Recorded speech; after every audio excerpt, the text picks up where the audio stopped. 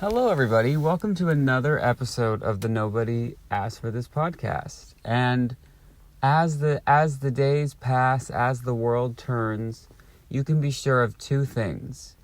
One, first thing you can be sure of, the sun will rise and set with or without you. Two, which that sounds sad, but I meant that as a positive, this too shall pass. I'll get to the second thing, but that phrase always confused me. Not in the sentiment. I think that's beautiful, but I was just like, what's a two? Like, I was thinking, like, two was, it was spelt weird, like, maybe spelt with, like, a G or an H. Like, do you know how English loves to throw in, like, random letters that are silent? Like, what is the point of that's a big truck. What is the point of a silent letter? Like, don't waste my time. I actually think the silent letter was invented by somebody who wanted kids to fail at a spelling bee. I think it was invented by a hater of a spelling bee. Now, have I ever participated in a spelling bee? Actually, yes. Did I get eliminated on the first round? Actually, yes. Did it have anything to do with the silent letter? No. I actually think, if anything, I added a silent letter. What was my word? Okay, I know I've started like 4 different things, but I really feel like today is the day that I'm gonna get to the end of all my thoughts. But we're gonna ride this wave. I think my word for the spelling bee was ponder, but I think I spelled it like pounder, because my McDonald's order at the time was a quarter pounder. And I think I just had, like, beef on the mind. I'm not sure. But, if anything, I added a silent letter in that situation. So I am not a victim of the silent letter in the context of a spelling bee. But I feel like that is the only reason for its existence, is to just be irritating. Which you could also say is the reason for this, that nobody asked for this podcast. So we're kind of both in tandem. I am a silent letter. Which is ironic because I'm so loud. Anyway. So the first thing you can be sure of is the world's moving. You better just get with it. The second thing you can be sure of is the Girl Scouts will be having some sort of a promotional crossover collab announced at least once a week. We've talked about the line of scented, like, deodorants and stuff. You could buy Girl Scout cookie scented. I believe it was like a deodorant, a body wash, like a shampoo. Like, if you wanted your hair to smell like Samoa cookie, and then maybe like your armpits to smell like what's the French toast one, and then maybe you wanted like just like the rest of you to smell like the Adventureful cookie, which, like, what does that even smell like? Like, they don't really have it's more of a taste. Like, a Girl Scout cookie, it's not like freshly baked. Well, maybe it is. I don't want to spread rumors, but it's not like fresh chocolate chip cookies coming out the oven. Like, what is the smell really? Like, how do you translate taste to smell? And I'm truly asking this as someone who, as mentioned on this podcast, does not have a great sense of taste, and definitely does not have the best sense of smell. So I actually take that as a positive, the lack of sense of smell, because here's the thing. There are some smells that you just don't need to smell. I think where not having a sense of smell would be dangerous is, like, our senses. We're animals. We're primal. Not to get into science, but, like, we need, ideally, like, our senses are, there to alert us to things. And obviously there are ways around it, and, all good. But, like, you need to smell that there's a fire in order to get out, type thing. But I feel like in a lot of scenarios, oh shoot, I can't smell, like, the locker room at the gym. Too bad. Now, I actually can't smell the locker room at the gym, and it has nothing to do with my lack of smellatory senses. It's just, like, I don't go there. So that's kind of like step numero uno. But, yeah. Okay, what else did I talk about? The reason I'm bringing this all up is I was just alerted to the fact that the Girl Scouts have I have to explain something. If you're wondering why I sort of stutter over the word Girl Scouts, it's because in some regions it's called Girl Guides. So like I'm used to saying Girl Guides, but now I have to, flip over to Girl Scouts. It's very confusing. But the Girl Scouts are doing a Wendy's collab with a Thin Mint Frosty. Now, here's the thing. I've had a few of the Girl Scout offerings. Some of them were the bootleg Walmart version, and then some of them were the actual version where like I went out to a booth and like supported the troops and stuff. So I feel like I can speak to some of the Girl Scout cookies. And the flavors selected by the flavors selected by Wendy's, or some version of like whatever the team is, was Thin Mint. Now, I'm going to say something that might be controversial, I don't know, but I'm going to say it anyway. I actually don't think that is the best Girl Scout cookie. I feel like there is a sort of universal acceptance that like that's the Beyonce of the cookies, and I just disagree. I would say that the Samoa is the best. Now, I realize that everything is sort of subjective as opposed to objective. So, like, if the Thin Mint is your top tier, don't let me stop you. But it's just not, like, it's not bad. And it's also probably... No, I'm actually surprised that there's not more Girl Scout copycats. Like, you can't really find... You can find Samoas. I mean, obviously the Walmart versions. Walmart has no morals. Not to get into that. But, like, they'll make a duplicate version of anything. But, like, there's not really, like, many mainstream copycat versions of the Girl Scout cookies. So they must have, like, patented... Like, do they patent their formula? I'm not sure. But, like... If you haven't tried the Samoa, like, I think... Probably the Girl Scout cookies are very similar to Subway. My Subway theory that I've talked about before, which is that the Subway order that like your mom got for you for the hot lunch option when you were in elementary school. Like, do you know when they like brought in lunch, like not from the cafeteria, but like you got to order it? Like you had that little slip of paper and then you would bring it back and be like, I want to, ham and cheese sandwich from Subway with this literally like the tiniest bag of Doritos. It's like, where did they find this size option, this 1 ounce option of Doritos? But whatever order you got at Subway 15 years ago is like what you'll get at Subway for the rest of your life. It's almost as if you forget that it's like somewhere where you can actually order. I feel like that's probably similar with Girl Scout cookies, like because there's so many options, whatever one you bought, like whatever one your family bought is the one you buy. But I really urge you to kind of explore the rainbow on that. The Samoa is great. The Adventureful is great. I can't really explain like what either of them are. They're just good. I've tried the Do-si-do. The Do-si-do is probably like, that's like a Nutter Butter kind of, or like, what's that other like random brand that does the peanut butter cookies? And I mean, don't get me started on peanut butter. We know how I feel about peanut butter. It's very fondly, if you haven't happened to listen to the other episodes of the Nobody Asked for This podcast, which I suggest that you, like, if you have time, maybe do it. Like, I don't think you need to, like, make a day out of it, of, like, kind of listening to the Nobody Asked for This podcast. If anything, like, just to give me the stream, if you want to just, like, click play and then honestly shut off the volume. But, like, if your phone's not doing anything and you don't need it, or maybe you're doing, like Zoom school and you have to, like, put your phone in the other room during the exam, which, like, we both know that phone is, there's some Googling happening.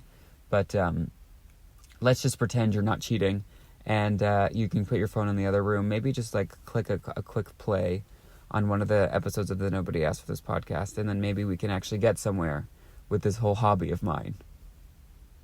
Okay? But anyway, some of my favorite Girl Scout collabs. I one time bought I actually, again, for some reason with the food of the Girl Scouts, like I can't actually describe what it is, but it was like a Jiffy peanut butter. It was called like a peanut butter bite, And some of them were Samoa flavored and some of them were Adventureful flavored. I think for some reason, even though I prefer the Samoa, I think I liked the Adventureful flavor more. And I actually don't know what it was. Like, it just said, like, peanut butter bite. Like, there was definitely peanut butter involved. It almost looked like a little, almost like a Malteser situation. So, I don't know. I don't know what I was eating, but it was good. I don't really need to know details. And if anything, like, loot me out.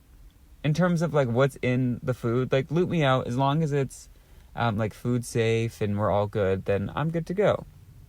So anyway, this is not an ad for the Girl Scout cookies, although I do believe it is Girl Scout cookie season. So, listen, get out there, rally the troops. Luckily in Canada, like, there's only 2 types of cookies. And one they sell during, like, spring, summer, and one they sell around, like, winter time, like fall, winter. And what I didn't realize for both the Canadian version, the Canadian chapters and the American chapters, is, like, there's Girl Scout cookie seasons. Like, it's not, like, you can't just, like, find them year round. Now, here's the thing. If you have a contact, you can. Like, not to brag, I had a, not a LinkedIn, I had a connection, over at the Girl Guide Factory. So I was kind of able to get either cookie year round and, like, not stale. You think it would be stale, but it's not. But, like, just put the cookies in stores. Like, let's fundraise. I don't know what they're fundraising for, but hopefully it's a good cause. So yeah, that was I would say the peanut butter situation that I was talking about was my favorite Girl Scout collab. They also, like, if you just, like, browse the aisles of Costco, you'll find, like, 7 different Girl Scout collabs. They have, like, ice cream sandwiches. They have, like, chocolate-covered nuts. They have, I think, honestly, like, not a protein shake, but what's one of those, like, breakfast? It's, like, a breakfast replacement. It's probably, like, a protein shake. I don't know. I remember I got one of those one time. And I felt so cool because, like, I had to mix it with milk. And as you all know, like, I invented intermittent fasting in, like, grade 2. And I'm not, like, bragging about this. But I was, like, horrible at eating breakfast before, like, everyone was horrible at eating breakfast. So I was like, oh, I'm going to get these, these I think they're called, like, breakfast essentials. What were we actually drinking? And I was like, yeah, and then this will be, like, at least I'll be having something for breakfast. Again, not healthy. Okay, yeah. Breakfast essentials. Let's see what we were actually drinking. Okay, I typed in breakfast essentials, and, like, the second thing to pop up was the Samoa version of the breakfast essentials. So maybe we have to do a taste test. Obviously not today because I don't have it. Yeah, they have a Thin Mint one. But is this a protein shake? Like, what is it? I think it's just chocolate milk. Yeah. It's just chocolate milk. Okay, well, that's delicious anyway. I'm glad I had that for breakfast. Anyway, what else is everyone doing this week? I think I forgot to ask. Oh, it's been colder than the North Pole. I don't know why, I don't know how, but for some reason, like, I feel like colder than it's ever been, but also less snow than there's ever been. How does that make sense? Like, where is the precipitation? Is that what it's called? Like, it hasn't even rained. It's, like, dry, which it sounds like I'm complaining and I'm not. I'm just a little confused. I feel like I handle change well, but, like, I need to know that the change is happening, or, like, at least why the change, or, like, of some version, just even lie to me of why the change is happening. Like, especially with the weather, I've been a bit more aware of, like, it gets really hot at times, and then it's like, it gets really cold. What is, like, what does this mean, Like, overarching Greta Thunberg, like, what is happening? Like, is now the time to panic? because I'll panic if I have to. Like, the climate is definitely changing, and I don't, like, what do we do about that?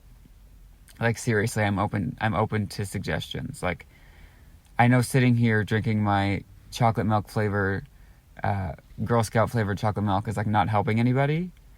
And I'm just, like, but I want to help. Like, put me in, coach. Like, what do we do? Like, do I have to go to Antarctica to save the penguins? I would love to do that. I recently found out that, like, that is an option for a human to do. You can travel to Antarctica. I did an episode probably a couple years ago at this point of, like, Antarctica facts. Maybe I have to go back and listen to that one, if for no other reason than just to get the stream. But, like, I think I Googled all of these questions I'm about to pose before, but I actually can't remember them. But, like, if you commit a crime, like, if there's not, like, a mayor of Antarctica, so, like, or, like, a police force of Antarctica, so if you commit a crime, like, what happens to you? It's also, like, cruise ship rules. Like, if you're, like, in the middle of the water, like, who has, this is my favorite word, ready? Jurisdiction over the land. Or over the water. Like, how do you call 911 from a cruise? Like, what if you, okay, ready? This is super scary.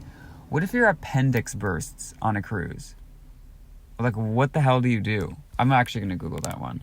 Like, do they have, like, appendix removing equipment on a cruise? This is why I can't go on a cruise. Cruise appendix burst. I'm just doing a quick Google.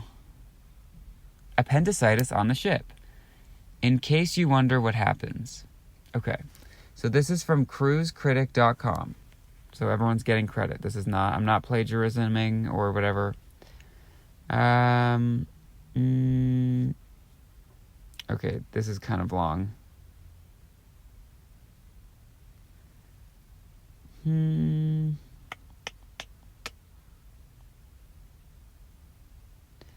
Yeah, okay, I'm not going to be able to read this and do, and perform a podcast.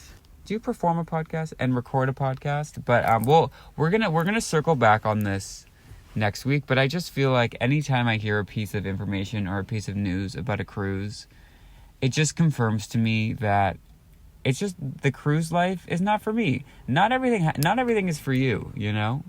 I think that's what I've learned. You know, like, cruises, not for me. Peanut butter, for me. Skinny jeans, not particularly for me. Mozzarella, absolutely. You know? Oh, that rhymed. That it's just different strokes for different folks. Anyway, I'm sitting here in the cold, which I'm actually happy about because I have a home-cooked frozen meal that I bought from the store. Okay, I'm going to be honest. Sometimes I will cook a frozen meal at home beforehand, put it in a container, and then take it to work. Now, I do this for two reasons. One, convenience, like, it just, because here's the thing, sometimes I don't have time to, like, do the whole, like, 5 minutes, or then stir, or, like, half of it's cold, half of it's hot. So it is just faster if I can just have it ready to go and then either heat it up, or if I don't have time, like, I could just eat it cold. We've talked about, like, cold leftover theory before. But I'll be totally honest, sometimes I pretend, and someone will be like, oh, what are you eating? Which is that, like, I always go around during lunch, and I'm like, oh, what's that? Like, is that an appropriate thing to be asking people? Sometimes I worry that I'm annoying. I actually came to the conclusion years ago that, like, I would hate me. Like, I like me as me. Like, this isn't turning into, like I'm you know, like, the confidence levels, we're fine, we're good most days.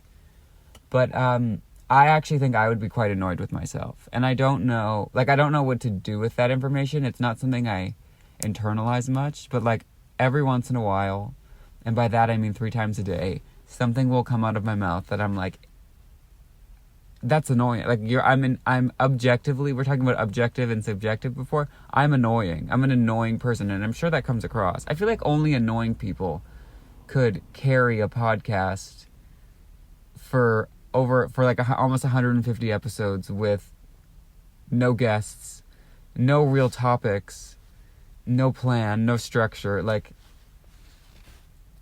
it's like the annoying people Olympics. Like that would be one of the sports or whatever. One of the events would be like, can you talk into a voice note app for 30 minutes with no plan and like kind of string along some thoughts? Like that would be like, I would get maybe bronze. I probably wouldn't win because I'm stupid and I suck. And I'm annoying, remember? But that would definitely be an event in the annoying people Olympics. But regardless, I'm the annoying person going around being like, ooh, what's that? What's that? Ooh, is that feta? Is that grilled eggplant? Did you make that? So all of this to say, if my food is in the container from Trader Joe's, I'll obviously have to be honest about it. But if it's not, sometimes I'll be like, yeah, no, I just made it. Yeah, orange chicken. I battered it myself. Yeah. Oh, no big deal. Yeah, no, you take the cornstarch. I use cornstarch. Yes, cornstarch makes it crispy. And then obviously like breadcrumbs and then the sauce. Okay, I will be honest, like I did buy the sauce, that whole situation. But, yeah. Listen, at the end of the day, we're all just doing our best. And the sun, we're going to go back to the beginning. The sun will rise and set whether or not you ask it to, whether or not you're on board. So life's what you make it, so let's make it rock. I believe that was, not Pluto, Plato? Who said that? Socrates? Were Plato and Socrates friends? Let me Google that. I know one of the two had like a buddy that they would like talk about stuff with. Socrates.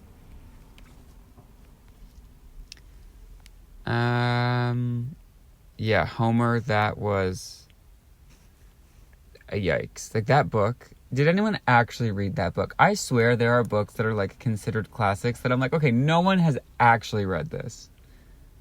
Like no one's sitting down after a long day. I think Plato and Socrates like had some sort of interaction. I'm not sure. But no one's sitting down after a long... Do you like how I do this? Like I'll like Google something, like just, to like move the show along and like have something to talk about. And then I'll realize like I have another tangent to go on and I'll completely abandon like whatever topic I was on because I have something better. I'm very non-committal with what I talk about on this, if you can call it a show. But no one is sitting down and like unwinding after a long day with Socrates. I just feel like, why is, like, all of the classics or whatever, they're all, like, no offense, like, boring. Like, why can't there be a classic that's, like, this is a classic, not because it's, like, literary, but, like, because, like, the twist at the end was good?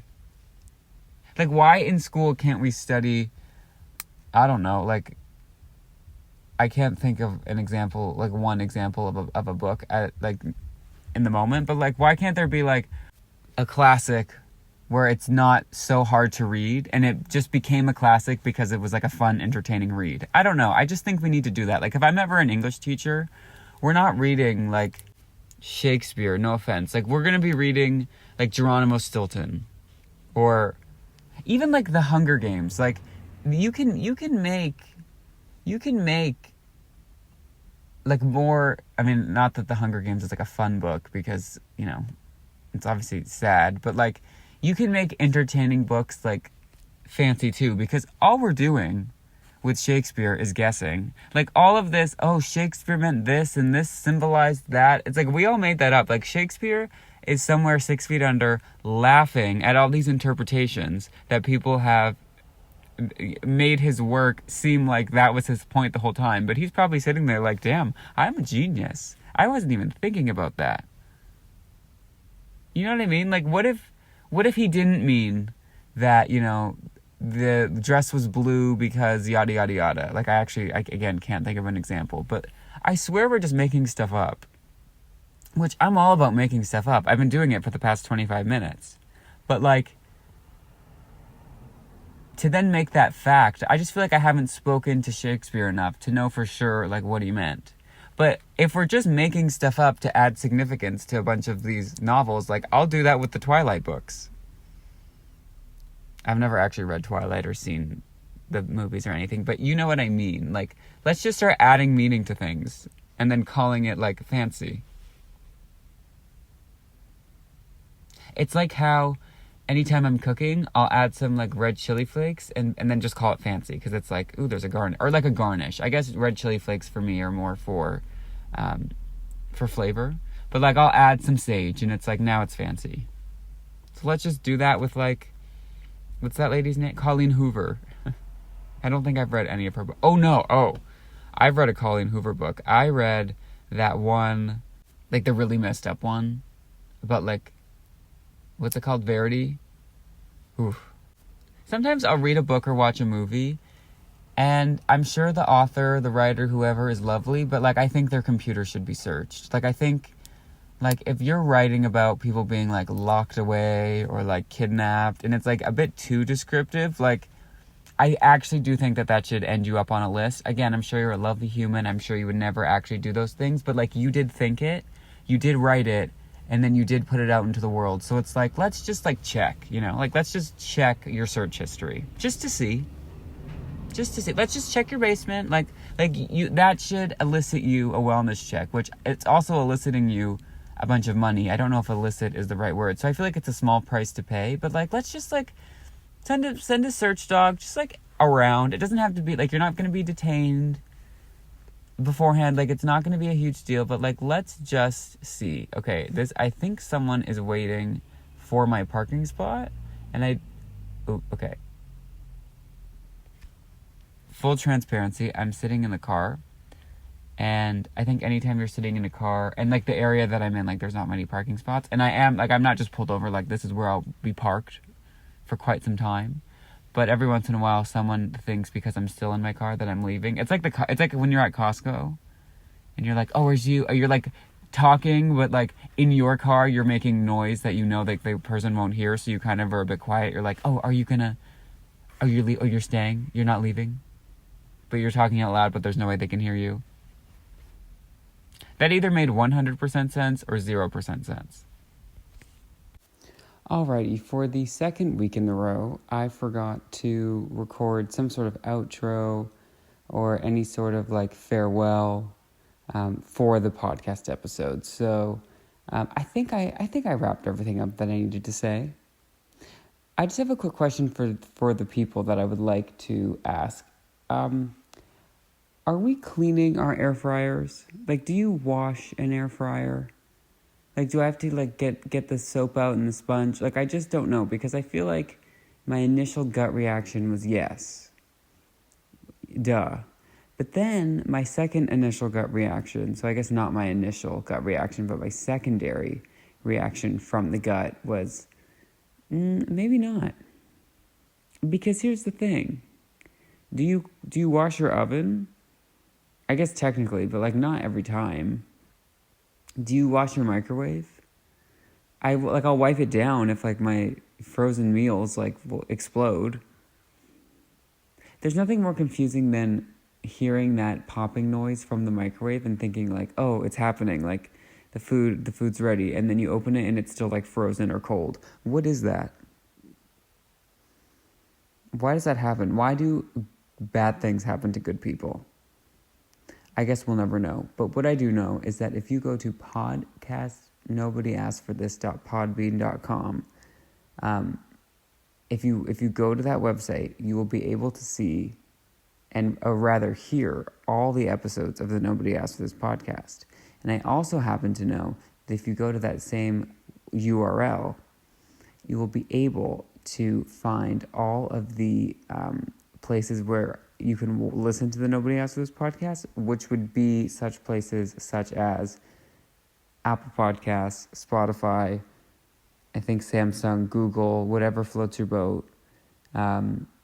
yeah, so that's what I know for sure. I don't know about the cleaning of the microwave, air fryer, not sure. But I know that if you do all of those things, you can listen to the Nobody Asked For This podcast, which is not only good news for you, I guess not really good news for me. I have no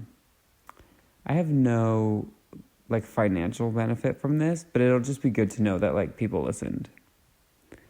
Anyway, thank you so much. I hope you all have a great week.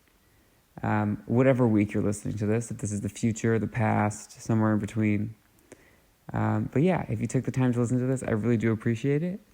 And I will see you on the flip side. Bye.